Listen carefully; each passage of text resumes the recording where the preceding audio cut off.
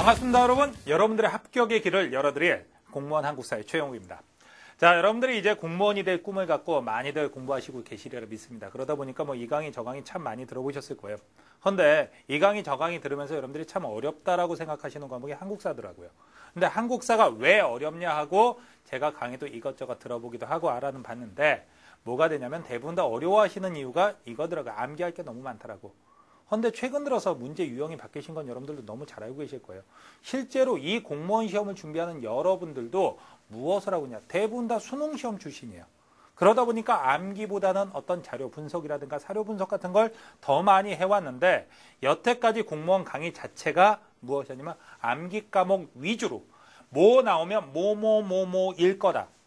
근데 그거 보증이 없습니다. 범위는 엄청나게 넓은데 20문제 정도 나오는데 문제는 뭐가 되냐면 그게 꼭 나오리란 보증은 없어요. 암기한다고 해서. 그리고 암기를 싫어하는 여러분들인데 그걸 암기만 하라고 하니까 굉장히 힘들어하죠. 많은 강의에서 그렇습니다. 그래서 여러분들한테 역사 공부를 제대로 하는 방법을 이 강의를 통해서 여러분들한테 알려드릴 거예요. 바로 뭐라는 방법이냐. 단순하게 암기해서는요. 막상 그 문제가 나온다 하더라도 암기된 게 갑자기 머릿속에 다 혼합이 돼버렸고 여러분들 헷갈리게 돼 있어요.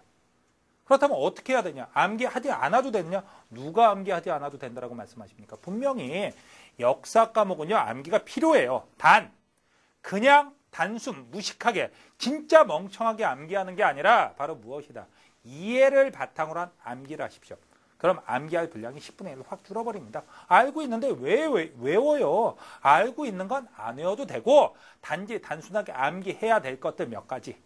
그 다음에 알고 있는 거 말고 다른 것들, 알기 정말 헷갈리는 것들, 그런 것들만 암기한다면 암기할 분량이 여러분들 이해한 것을 바탕으로 암기할 때는 암기할 분량이 10분의 1로 줄어듭니다. 그러니까 여러분들한테 단순 암기 안 시킬 겁니다. 저는 강의를 통해서. 여러분들한테 역사의 흐름이라는 걸 먼저 머릿속에 확 박아드릴 거예요. 박아드리고 나서 그걸 바탕으로 여러분들이 암기를 하신다면 기존에 공부하던 거 여러분들 굉장히 그 절반 노력만으로도 충분히 여러분들이 기존에 받았던 점수보다 훨씬 더 높은 점수를 받을 수 있는 실력 키우실 수 있을 거예요. 그러기 위해서 제가 수업 들어가기 전에 여러분들한테 몇 가지 좀 당부를 먼저 드리도록 하겠습니다. 제 수업의 규칙을 먼저 좀 들어보도록 하시죠. 뭐가 있냐면 제 수업은 제가 하는 수업이지만 수업의 주체는 바로 여러분들이 되셔야 됩니다.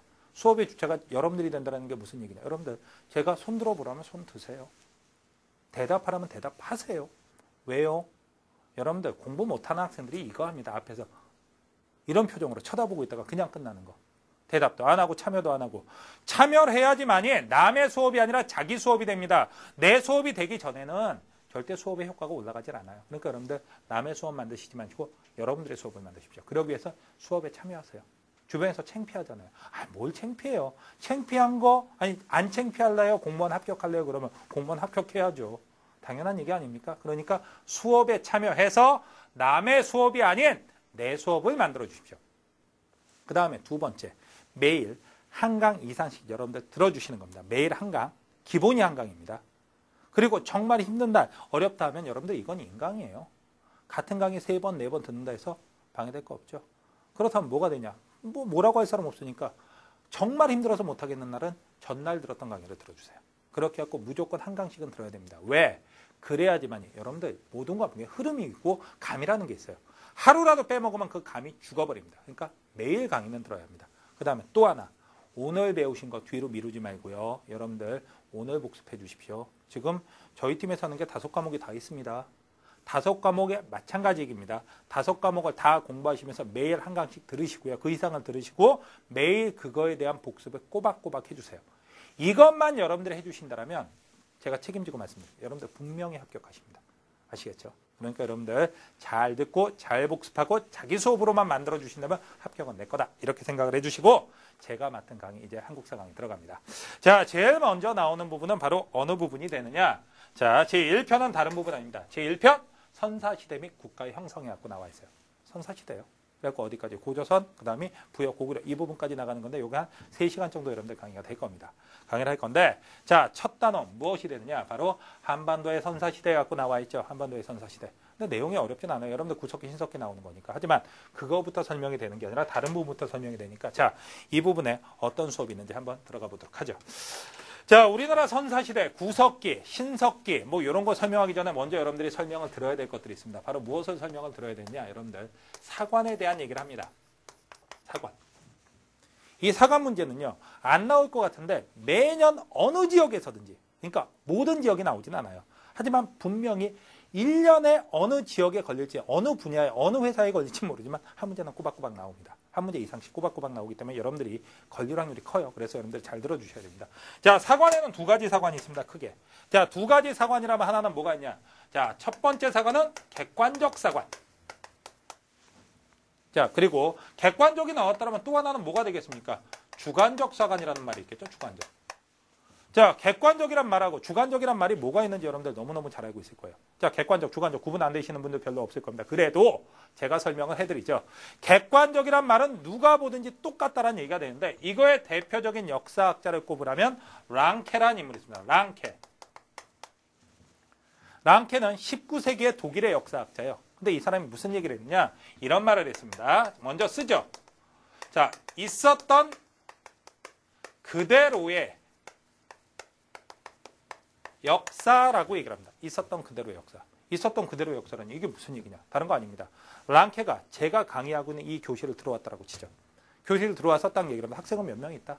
지금 학생은 없어요. 여기는 학생은 한 명도 없었다.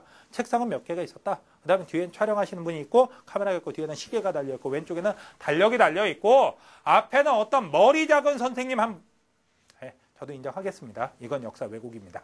알겠죠? 머리 큰 그래요. 머리 큰. 자, 머리 큰 선생님 한 분이 뭐라고 해서 해놨냐. 사관, 객관적, 랑케, 있었던 그대로의 역사, 그 다음에 주관적이라고 써놨다.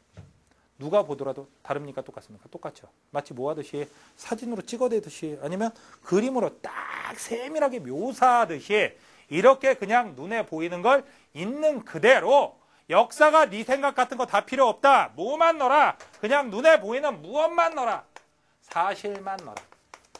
그래갖고 이건 다른 말로는 역사가의 주관적 의미는 다 필요 없다. 역사가가 필요 없고 그냥 사실만 넣으면 된다 했고 사실로서의 역사라고도 합니다. 사실로서의 역사가 바로 객관적 사관이에요. 여러분들 이해가 되셨어요?